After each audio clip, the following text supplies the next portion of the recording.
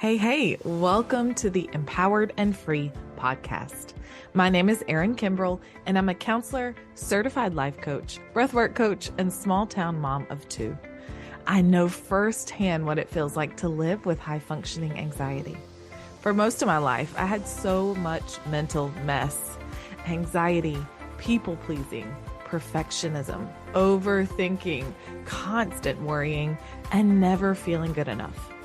On my decade-long journey to feeling better, I've learned how to take back my life from high-functioning anxiety and helped others to do the same through my coaching and breathwork programs. Now I want to share everything I know with you. This podcast will help you feel empowered over your high-functioning anxiety and free to finally live the life of your dreams. Now, grab a cup of coffee, get comfy, and dive into the episode. I'm Erin Kimbrell, and this is the Empowered and Free podcast. Hey, friend. Welcome back to the podcast. I know it has been a minute since I've been here, and I have missed you guys. I've missed talking to you guys here. I have been on social media a ton. That's actually where I've been spending most of my time outside of my normal life and my full-time job as a counselor, a coach, a mom, and a wife. It's just a lot kind of balancing it all. So I feel a little sad and bad that I let the podcast kind of go to the back burner for a little bit. But, you know, you can only do so many things at a time. And that's just kind of what's been going on with me. It has been cool. What I like about being on social media is that I can talk to you guys more. Like, you respond to my stories, I respond to your stories.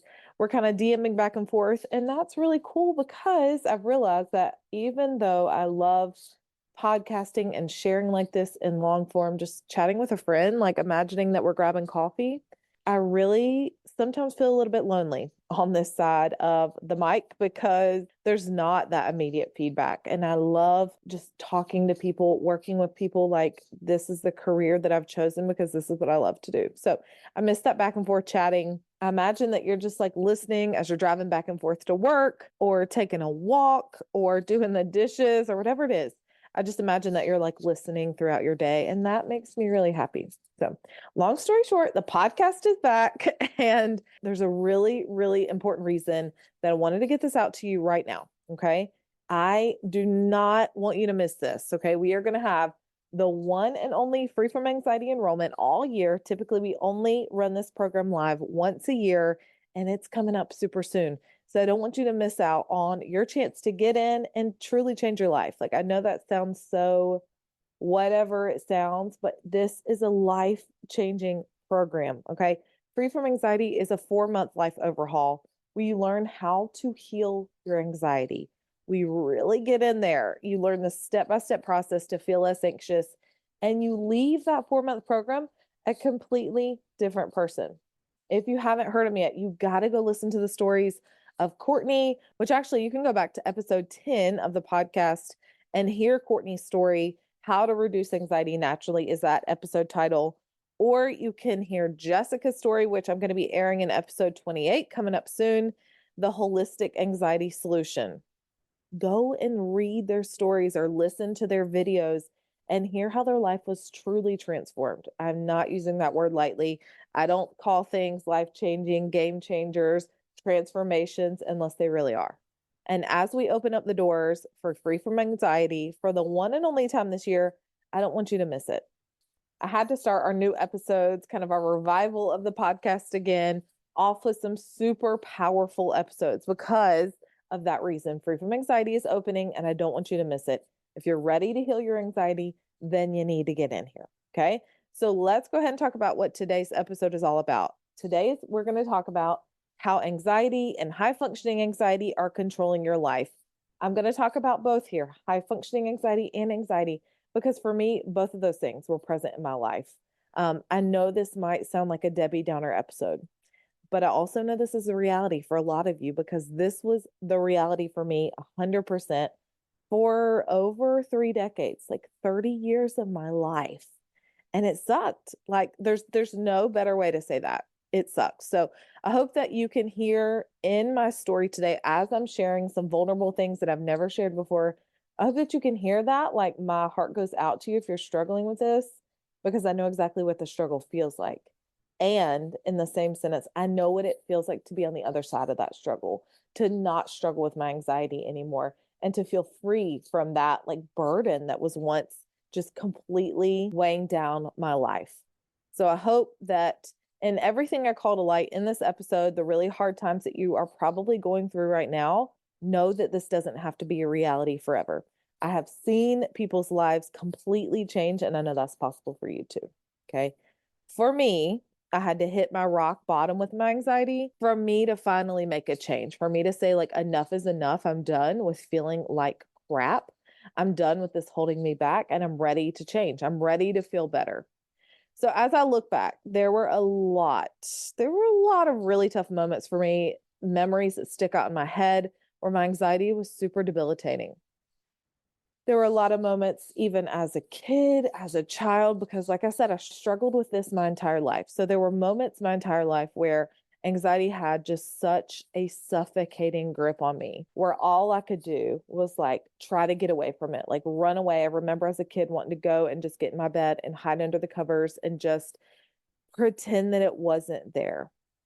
I think about times when I was at school, I can like still see my elementary school in my head where I was just crying. I was so hard on myself. And I was crying in the counselor's office. And I still remember her like to this day. She was one of the people that inspired me to become a counselor myself. I remember being on the ball field. I played sports my entire life. And that was also extremely anxiety provoking for me. Um, I remember being out on the ball field, really upset with myself, just crying in the dugout for striking out again, because again, I was super critical of myself. I came down really hard every time I messed up, and like my stomach is just kind of turning. Thinking about how that younger version of me felt. I remember being in the front of my classroom and being terrified, to be embarrassed, to say the wrong thing, to mess up on the spelling bee. Oh, it has literally been a lifetime of anxiety for me. There's so many more stories that I could tell. I'm going to go into a little more detail of some later in life stories, but I just wanted you to hear that when I say I get it, I get it. For as long as I can remember, I felt like this. So let's fast forward just a little bit. When my anxiety hit a next level, when I was in college, undergrad, and this is when I had my very first panic attack. I was in my chemistry lab final, and all of a sudden, I couldn't breathe. I was dizzy. I felt like I was gonna just like fall over because it was like super disorienting, I remember. And I thought I was having a heart attack. I was like, okay, this is it. This is it. This is the last moment of my life. Like, what is happening?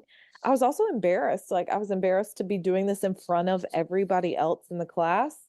I was scared that I was going to fail the exam. I remember that thinking, like, if I leave the room right now because I think I might be dying, am I going to fail? Like, that's what I was concerned about in the moment, which feels super sad. But if you've ever had a panic attack, you know that especially that first time is very confusing because you have no idea what's going on. And so I remember, like, again, asking to leave the room. I go to the bathroom. I call my mom just in tears, just hyperventilating. Like, thank goodness she was such an awesome support system to me and a really wise woman who just knew how to help me, like, calm down all the time. And there were a lot of moments where she did that in my life because, again, anxiety was my norm. It was something I live with all the time. And that kind of makes me tear up, like, thinking of not only me really struggling but also my mom being there for me and just like being that super strong support system. So, thanks, mom, if you're listening. Thanks for being there. Thanks for being the person that I can call and just somebody to hear me. I really appreciate that. So, I hope you can hear in my voice. I really don't take a lot of time to mentally like revisit these moments because they are really tough.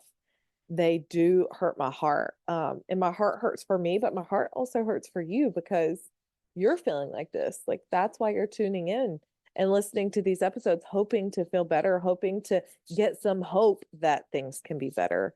And that's what I want to offer you because anxiety is really, really rough. And there is also so much hope that, again, you don't have to feel like this forever. Okay. So hear that as I'm sharing my story. Know that I am on the other side and you can be too.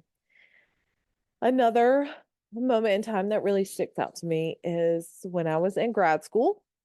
I went back to grad school to become a counselor. And I remember walking out of class, walking down the steps, going out of the building. And I just remember standing there, and it felt like the weight of the world was on me. Like I had a baby at home, I had a 4-year-old at home that was really demanding, like motherhood, early motherhood. I had struggled with postpartum depression with both kids and didn't realize it at the time. Obviously, my anxiety was sky high. Postpartum anxiety is real, it is a thing. Plus, I was back in school, in grad school, and I remember just having all these assignments to do, all these projects to do, financial stress because I wasn't working at the time because I was going back to school full time. The program I was in was like a full commitment where you're in class every single day of the week. And if not, you're in your internship, and it's just a lot. So that financial stress was real. Like I said, I had 2 kids at home and my husband was the only one working. And it just felt like in that moment, like I couldn't breathe. I didn't know how to make myself feel better. And I remember I'm like taking a deep breath now because it feels heavy thinking back on that. But I remember thinking, this can't be it. Like, this can't be what life is all about. I felt like I had everything I wanted. I had the family and the kids. I was working on the career that I wanted after kind of doing some redirection out of the corporate world and HR and moving into something that felt a lot better to me. But also at the same time, it all sucked because of the heaviness, because of the weight, because of the pressure, because of that suffocating feeling, which I now know is anxiety and high functioning anxiety. Like I said, struggling with both, sometimes at the same time. So what actually sucked was that anxiety that I felt while trying to have it all, while trying to be everything to everybody, while trying to be the picture of success. That anxiety was always on my back. And here is the ironic thing. Later in the year, I found out that I actually won the Counselor of the Year award for my cohort. And that is high functioning anxiety in a nutshell, right there. Like feeling the pressure of it all and also still really pushing yourself to be successful because that fear of failure is just lighting a fire under you and like pushing you to always be better because you never feel good enough. And that anxiety is always driving you. Okay. So, man, and looking back on all that, I go, okay. Yeah, there were some red flags there. And maybe not even red flags, but just what we would call in counseling, like I met some criteria for that. I could definitely see all of those things that could be labeled as anxiety in myself.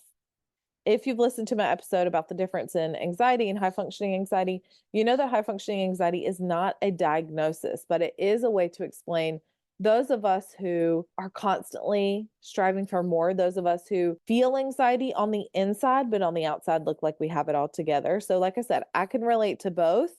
And that's why I'm kind of sharing about both in this episode. The last part of my story I want to share today is what I would consider like my ultimate breaking point, my rock bottom, my low moment, which was when my father-in-law very unexpectedly passed away.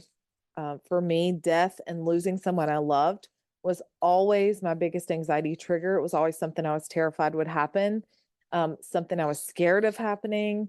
And especially when it happens in such a shocking way, we had no idea. It was just boom and done, and that was it. There were no warning signs or anything. That shook me to the core. I really felt like I could not function after he passed away. And I just did not know how to get back to my norm. I felt like I just wanted to crawl in bed and hide from everything and everyone. And I know that part of that was grief, right? And that's a normal part of the process. But the anxiety I felt about like the uncertainty of life was a lot. I thought if this can happen to somebody, it could happen to me, it could happen to my kids, it could happen to my husband. And it was just too much for me at the time. So you can hear in my stories that I just shared several like points in my life. You can hear a mix of anxiety and that high functioning anxiety. And the truth is, it really didn't matter. Like in the end, it didn't matter. We have to really figure out what is at the root of that anxiety and heal that. Okay. So whether you're struggling with anxiety, high functioning anxiety, a mix of both, it doesn't matter. We have to figure out what is at the root of that anxiety and how to heal. So now that I've shared a little bit of my story, I want to chat about all the ways that high functioning anxiety and anxiety are impacting you right now. Okay. So some of these ways might be more noticeable to other people, but a lot of these ways are going to be invisible. And what I mean by that is you feel them, but other people don't know because we are really, really good at keeping things to ourselves, hidden, protected. We don't want to show our vulnerabilities or that side of ourselves that people could think of as weak or not as good enough. And so I'm going to bring these to the light, right? This, again, I don't mean for this to be a downer conversation. I just want it to be a real conversation and help you see that number one, your struggle is real. Whether other people know about it or not, your struggle is real. And then number two, that you can feel better. Like it is so incredibly possible for you. But we have to bring the darkness to the light first. And that's the whole point of this episode. So let's talk about some of the ways that anxiety and high functioning anxiety are impacting you right now. Okay. First of all, you probably have some pretty uncomfortable or even miserable anxiety symptoms. For me, this looks like I feel like a buzzing, like an internal vibration, kind of shakiness inside of my body. I also have that feeling that I could just like crawl out of my skin, just really uncomfortable. Like nothing feels good, since can't sit still, crawl out of my skin, like everything is kind of on edge feeling. My heart rate, my heartbeat increases. I mentioned shaking and trembling. Those are big things that I personally notice. And let me say, our anxiety symptoms could be totally different. But again, just sharing from the heart, these are things that I have struggled with in the past. My stomach hurts when I'm feeling anxious or have an upset stomach. My thoughts are all over the place. Like it feels like a highway, a freeway, an interstate, whatever you call it, that's going like the cars are going like 150 miles per hour. And like you can't stop the thoughts, it feels like. I mentioned trouble breathing. You've heard me take 50 deep breaths just sharing my story here today, but trouble breathing, feeling like a weight is on my chest, like bricks or an elephant. That was how I kind of described it when I was first figuring out what this was. Just having a trouble like taking a deep breath. I would feel really lightheaded or dizzy, especially when my anxiety really got high. I was always, always, always on edge, jumpy, touchy, kind of easily jump scare, if you've heard of that. This is one that really was all the time, but especially when I was at home, I was really irritable. Anything and everything could kind of set me off. I would, if you've been to counseling or therapy before, you've probably heard about projecting onto other people. I would feel so bad inside, and then I would project that onto other people with that irritation, that frustration. I was not sleeping well. I've always struggled with sleeping. And now I realize it's really the times my anxiety is high or my stress level is high that I don't sleep as well. Okay. And the list could go on. I could talk about anxiety symptoms forever here. I actually kind of cover a ton of anxiety symptoms and all the different types of anxiety inside of Anxiety 101. That is my quick start guide. If you're struggling with anxiety, I highly recommend you go grab that because you could learn so much in 2 hours or less inside of that guide. Okay. So that's the first thing I want to talk about. Anxiety is causing a lot of these really awful, miserable, uncomfortable symptoms in your life. With that being said, now let's move to the mind, because a lot of anxiety stems from the thoughts that we think, the thought patterns we have, that anxiety cycle that's just kind of constantly going in your mind. So for me, this looked like worrying all the time and not knowing how to stop. A lot of times I would say like, oh, I'm worried about this, I'm worried about that. And I truly was like, that took up so much of my mental space. Another thing is overthinking. I would overthink every single thing. I even have to catch myself sometimes in my business, even in my podcast, to be totally honest, overthinking what to talk to you guys about, which is like, duh, just talk about how you feel, talk about your experience, talk about things that have helped you. But we can really get, when we struggle with anxiety, we can get into cycles of overthinking. Same thing for ruminating. Ruminating just means, again, kind of spinning on the same thought all the time. So ruminating on failures that you've had in your past, ruminating on the worst case scenario, things that haven't even really happened, but just thinking about the really bad things that could happen, or even like going down a rabbit hole. Who has found themselves 20 videos deep on Instagram or TikTok and you're just on this rabbit hole of the world ending, or I don't even know, food storage, or preppers, or I don't know. There's so many things we can do, conspiracy theories, whatever it is, just going down the rabbit hole of something that we know is not healthy or good for us, but for some reason we have trouble like stopping going down there. Another thing my mind would get caught on a lot was replaying scenarios that had happened. So whether it was something that I did or said that day that I was like, oh, cringing, like embarrassed, regretting, wishing something had gone differently, or it could have been things like way back in the past. You've probably seen those funny memes that are like, I stay up until 4 a.m. thinking about how in second grade I said something stupid or whatever. But that's a real thing. Like we end up replaying things that have happened and kind of wishing that we could just totally redo it. With anxiety, a lot of what we feel is dread. We're dreading whether it's today's to-do list, tomorrow's to-do list, already feeling overwhelmed about what's coming up, like what's on the schedule for the next day, how hard it's going to be, not sure if I can handle it, not feeling like I'm good enough, smart enough to handle it. So that dread, that feeling of like, oh, I don't want to do the thing. I hear this sometimes, like when I talk to my son, he's like, oh, I don't want to go to school, just kind of struggling with some of that anxiety of like what is to come, anticipating or worrying about something happening in the future. A lot of times I would find my mind stuck on something I had done that I felt like was not good enough or wrong, or that I was criticizing myself over, beating myself up over, all that. Just kind of, again, just really that inner critic was strong. Like, you didn't do good enough. You should have done this instead. Don't do that again. All those really just kind of negative thoughts. Another thing that I would spend a lot of time in my mind on is planning things out and how things would go.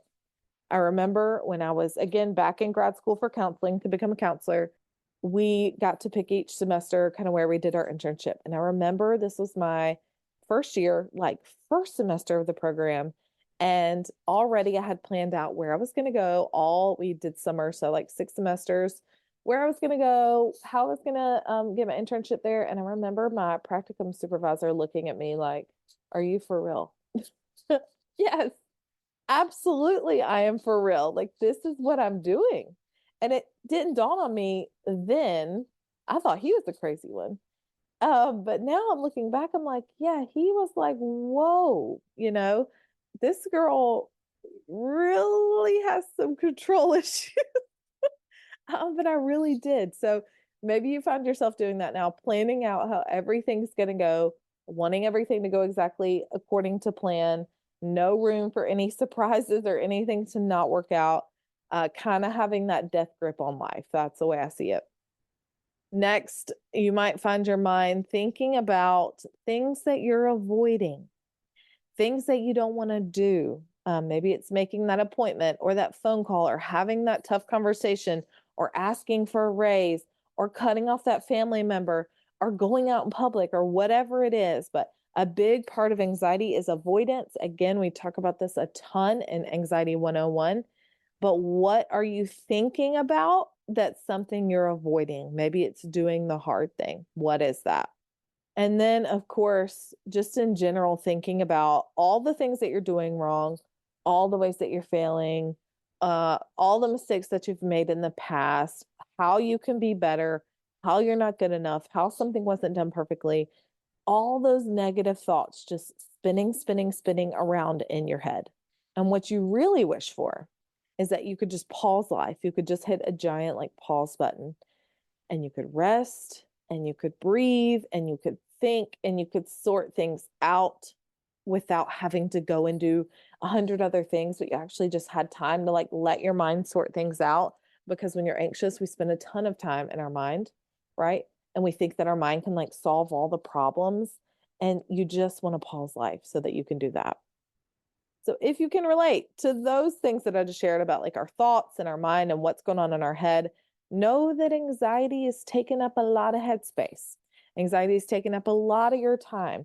And these things are really impacting your life. Okay. One big change I noticed when I started feeling less anxious, and now in the way that I feel just free from my anxiety, is the mental headspace, the clarity, the peace of mind. Like my mind actually doesn't always go a million miles a minute. It actually does have moments when it's just slow and calm, and occasionally empty, which is like, what?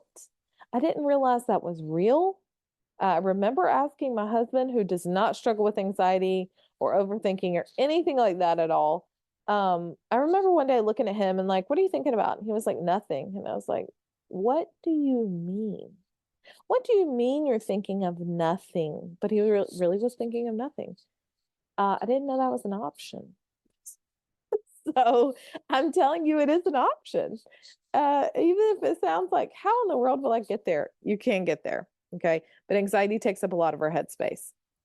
The next way anxiety is impacting us is with intrusive thoughts. So, intrusive thoughts, I want to do a whole separate episode on this, but intrusive thoughts are basically thoughts that come in that have no basis in real life. Like they might be totally off the wall, pretty extreme, sometimes inappropriate, very scary a lot of times. And so, the reason I bring up intrusive thoughts is because they're usually so shocking that they kind of like take us aback a minute. For me, when my intrusive thoughts were probably at their highest, it would take me some time to like come back from that thought. Now, if the thought comes in, I catch the thought, which by the way, these are normal things. These happen to people. But the thought comes in and I go, oh, that's not true. Whoop. And I just like swipe the thought away. Like it doesn't affect me nearly in the same way. But so again, I'll do a whole separate episode on intrusive thoughts one day. But intrusive thoughts could be things like your worst fears happening, like feeling like your worst fear is going to happen. So for me, that would be worrying about my kids a lot. So I would see in my head like something happening that hadn't really happened yet, like imagining that was going to happen, like my worst fears about something terrible happening to my kids or my husband. That thing would like feel real, like it had actually happened, but it hadn't happened. I would have intrusive thoughts and worries about money, about my extended family, about, of course, myself, about my health, like feeling like, oh my gosh, I'm going to have a heart attack and die. And then going, wait, no, I'm not. Like none of that is actually happening. So these are really a lot of thoughts about things that can go wrong. And again, the reason I bring these up is because it can take some time to really catch the thought, stop the thought, realize it's not true, and then bring yourself back down to like that calm, peaceful state that you were at before the intrusive thought came in. And now let's talk about how anxiety is really impacting you like on a deeper level because and what I mean by that is anxiety is telling you that something is wrong with you, that you're never going to get better, that you're just an anxious person and you're too bad to help, to get help, to feel better. It's telling you that this is maybe something that's genetic and you're going to be stuck with it forever. Anxiety is telling you that you must be really messed up and that you're always going to feel this way. So I want to tell you that just like with any other anxious thought, those things are not true. Those things are not real. Even if maybe you've tried other things in the past and they haven't helped you, it doesn't mean that something is wrong with you. It just means you haven't quite found the right help for you yet. And what I don't want for you is for you to stay stuck in your anxiety because you feel like those things are true, or you feel like you're so overwhelmed and you don't know how to start. You don't know where to start. You don't know what to do. That's the biggest thing I hear from people is like, I know this sucks and I know this is a problem, but I don't know what to do next. And we're actually going to talk about that in some episodes coming up. So hang tight. Okay. I also don't want you to just procrastinate. A lot of us are really, really busy. We got a lot of irons in the fire. We wear a lot of hats. There's a lot going on. And you're like, I'll just figure this out when life slows down, when I have a second, when I have some time. Okay. You are important. You don't have to put this thing off anymore.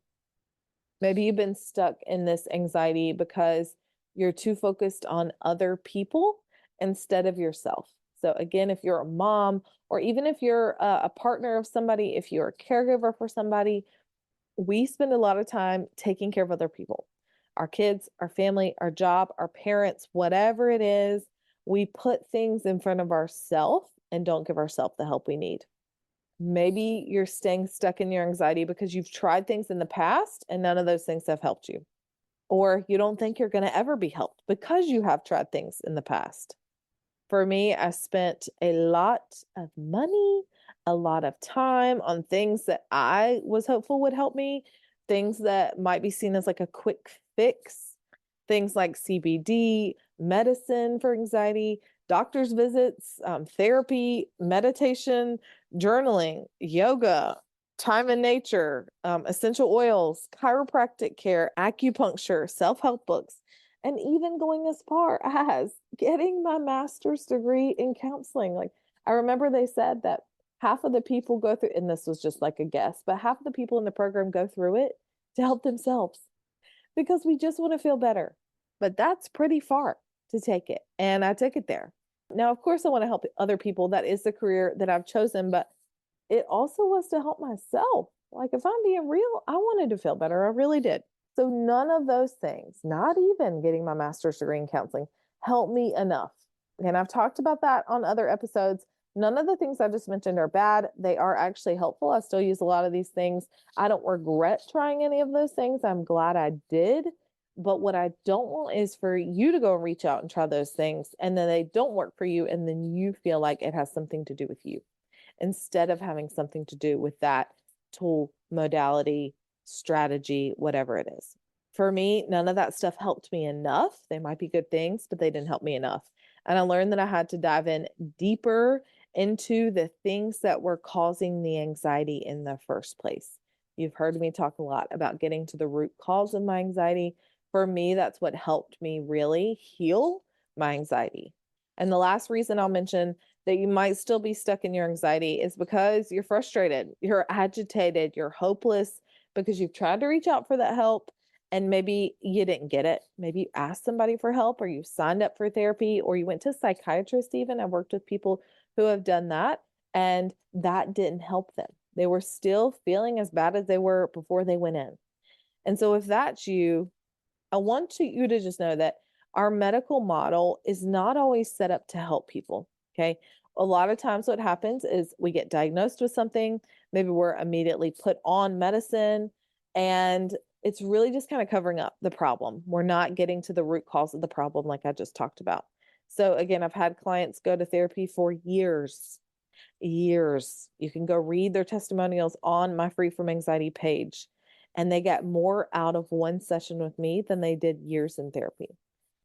My disclaimer, not all therapists are bad. There's a lot of phenomenal therapists out there, but there are equally an amount who aren't as supportive or just haven't been through it and really don't understand what that feels like. I've had clients even go to inpatient care and still did not make as much progress there as they did as working with me. I'm not trying to toot my own horn. I'm just saying I finally learned things that actually help. That a lot of people, again, who are out there in the medical model, who are in the mental health community, who they just haven't learned yet. Like, I would love for everybody to learn this stuff, but not everybody has. Not everybody's kind of caught up. And the problem is that impacts the people that they work with. So you don't know what you don't know, and maybe they just don't know it yet. All right, the last thing I really want to hit home about this, in the ways that your anxiety are impacting you, is that your anxiety doesn't just affect you. It actually affects everybody around you. It affects the people in your circle and the people that you care the most about. So think about who those people are in your life. Who are the closest 5, 10, 15 people to you? How this is hard. Okay. I just want to say, I get it. This is hard to think about this, but how is your anxiety impacting them? How is your anxiety impacting your relationship with them? For me, some things that were happening was I was spending so much time in my head, like I just talked about, with all those thoughts that I went through. I was spending so much time in my head that I wasn't really with the people that I loved the most. I was distracted. I wasn't present in the moment. I was just up in my head thinking and spiraling and ruminating and isolating myself, right? Really withdrawing myself instead of spending time with the people that I care about the most, my family and my friends. I was also really exhausted, really grumpy all the time, and just not fun to be around. Anxiety is draining. When your mind and your body, because we mentioned anxiety symptoms earlier, when your mind and your body are going like that nonstop, when your nervous system is in that fight or flight mode, yeah, you're going to be tired because your body is going through a lot. So it makes sense that you may want to just spend more time in your bed, and miss out on any fun experiences that other people in your life are doing because you're tired, you want to rest, you're sleeping, you're exhausted, you're just trying to breathe, you're trying to mentally sort everything out. That makes sense. You feel grumpy and you're just not fun to be around because of those reasons too. We also talked about that irritability, which for me was a big symptom, kind of one of my first little red flags that goes up when I'm like that. That tells me like, hey, anxiety is actually showing up here for me. So when we're like that, when we're on edge, when we're hard to be around, when we're snappy, um, anxiety is impacting the people we care about. We can't pretend that it's just something that hurts us. It hurts them too. I'll take this a level further. If you're a mom, this impacts your kids on a totally different level because our kids get the ripple effects of every struggle we have. No matter how much you try to protect them from what's going on, kids can feel the energy in the room. They can feel the stress. They can feel the tension. They can tell that something is up. And I say this because I work with kids every single day. And I know that kids carry the burden of their parents all the time. They don't want to tell you, they don't want to worry you. They just want you to feel better, you know?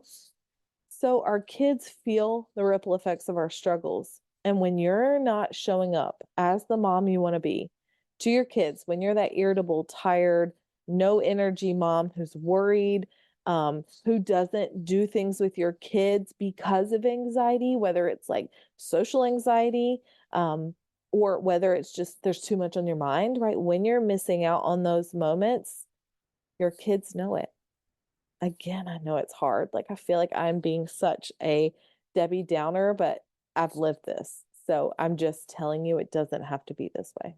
In addition to everything else we've talked about today, anxiety and high functioning anxiety make you an unhappy version of you. Like, you're not a happy person.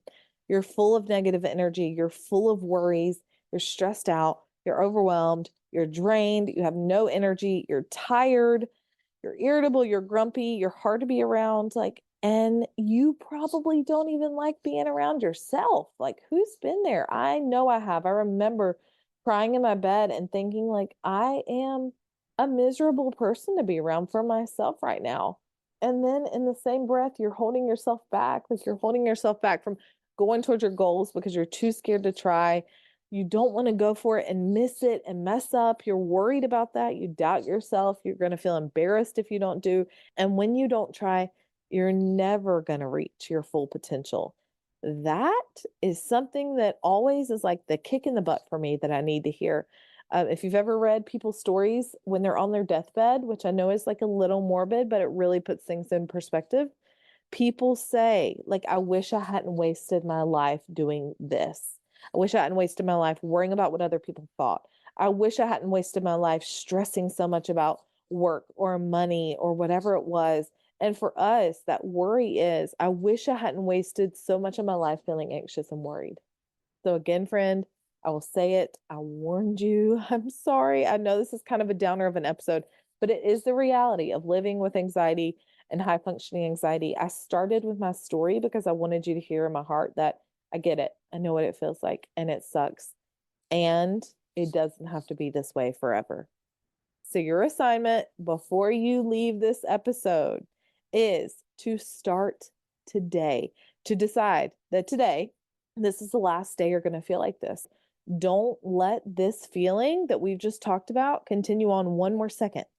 Stop letting anxiety control your life, stealing your one and only precious moments on this planet. We don't get the time back. Time is one resource that when it is gone, it is gone. We can never get that time back. So what does that look like for you? How are you going to start today? Maybe I'm going to give you a few ideas here of things that you can start today. Maybe it means that you, just like I laid out part of my story in the beginning of this episode, maybe that means that you take a pen and paper and you draw a timeline and you start writing down the moments in your life when that anxiety has impacted you.